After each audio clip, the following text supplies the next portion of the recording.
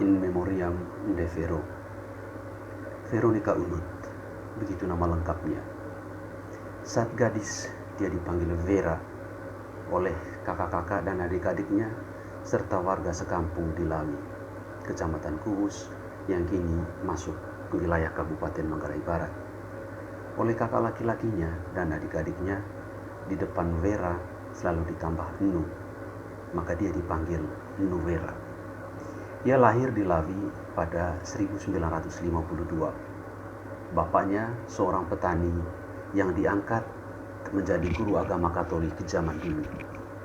Kemudian dia menikah dengan pemuda bernama Paulus Jalu dari kampung Vela pada 1972. Dari perkawinan ini lahir 8 orang anak, 5 laki-laki dan 3 perempuan. Sayang, 1 orang anak perempuan ini meninggal dunia ketika masih kanak-kanak, yang hidup hingga sekarang 7 orang.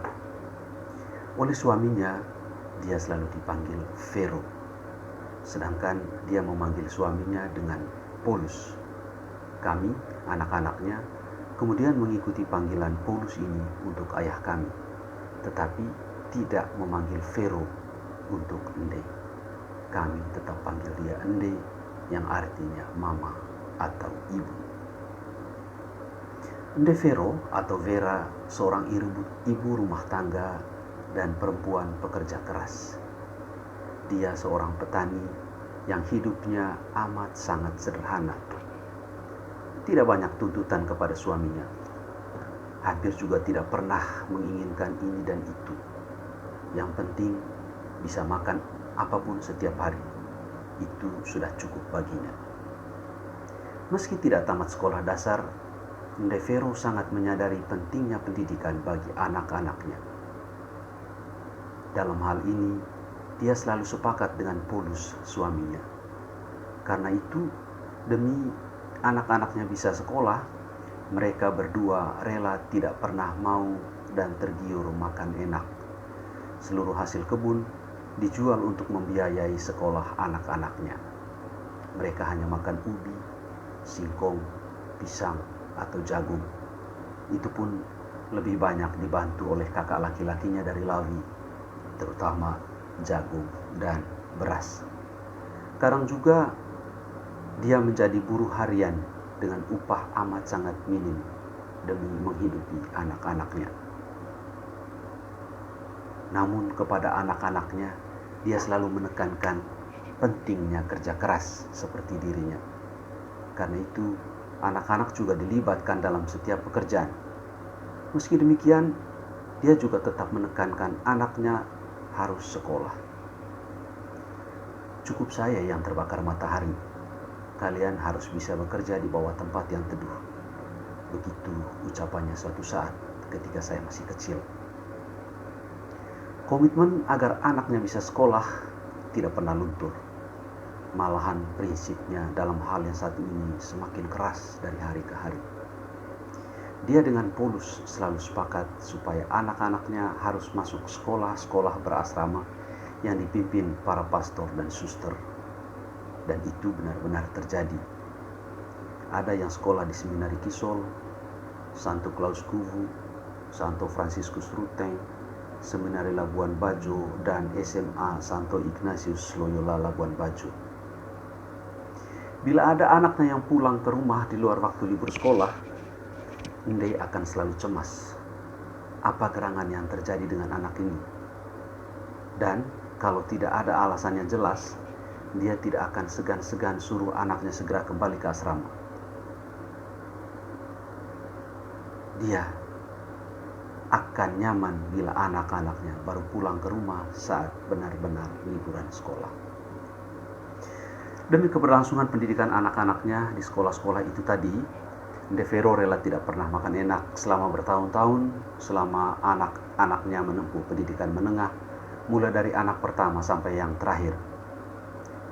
Dan karena kami hidup di rumah gendang yang di dalamnya ada 8 keluarga, bila keluarga lain makan ikan, Ende dan anak-anaknya hanya bisa menikmati wanginya.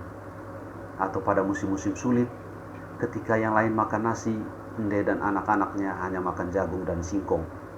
namun dia tidak pernah malu dengan kondisi itu. Ende baru bisa sedikit makan enak setelah anak-anaknya mandiri. Hasil kebun seperti kopi dan padi bisa dipakai untuk beli lauk.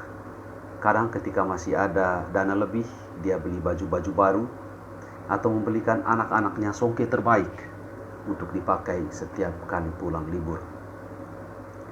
Bahkan dalam beberapa tahun terakhir, Ende menjadi dalam tanda petik pang berjalan di lingkungan sekitar rumah di Vela. Beberapa orang selalu datang kepadanya untuk meminjam uang.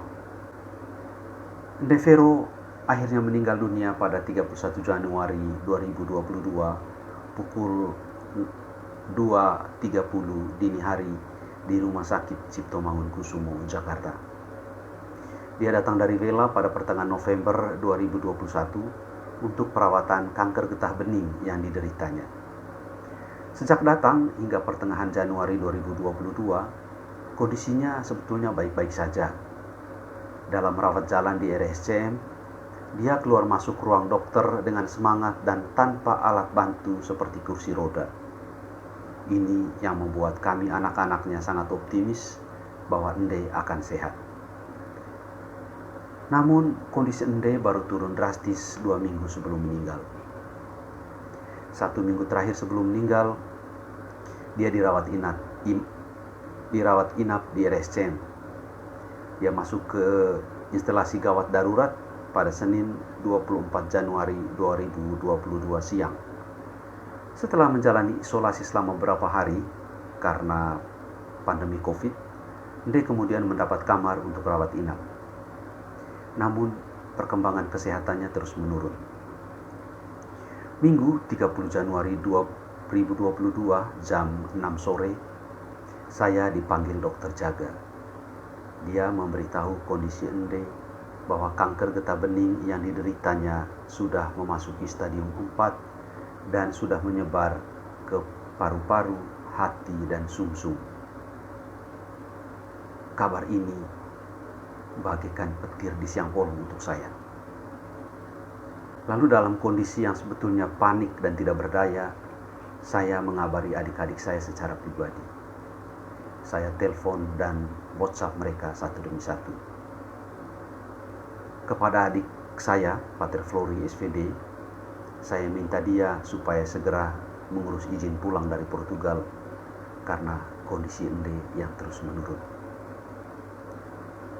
Kondisi itu juga saya ceritakan kepada semua sepupu saya yang ikut berjaga di ruang tunggu instalasi gawat darurat RSCM hari itu. Waktu terus berjalan.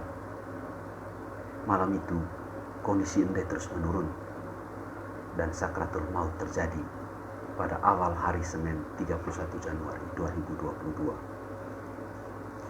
Pertolongan tim medis tidak mampu menyelamatkan nyawanya. Ende pun wafat dalam usia 70 tahun. Meskipun menurut catatan KTP, usia Ende lebih muda 3 tahun. Yang menyaksikan saat-saat terakhir Ende melewati sakratul maut adalah adik saya Feus dan sepupu saya Joni. 2 adik saya lainnya, Yos dan Rino, serta sepupu saya lainnya, Ustin, juga ada di ruang tunggu RSCM. Dan merekalah orang-orang pertama yang melihat detik-detik terakhir Ende hidup di dunia ini. Saya sendiri baru tiba lagi di ruang rawat Ende pukul 03 dini hari. Ketika itu, Ende sudah tidak bernyawa, tetapi badannya masih hangat. Saya memeluknya dan tangis saya pun pecah. Setelah disemayamkan sehari di rumah duka Rumah Sakit Cikini, kami akhirnya mengantar pulang Ende ke Vela pada 1 Februari 2022 dan tiba di rumah pada sore hari yang sama dengan selamat. Hujan lebat menyambutnya masuk ke rumah diiringi pecah tangis warga satu kampung. Setelah disemayamkan beberapa hari, Ende akhirnya dimakamkan di Lela setelah salah satu anaknya yang bertugas di Portugal sebagai misionaris SVD, Flori, tiba di rumah dan melihat wajah dan tubuh kakunya untuk yang terakhir kali. Kini Ende sudah beristirahat dalam damai dan tidak sakit lagi. Rip Ende Vero.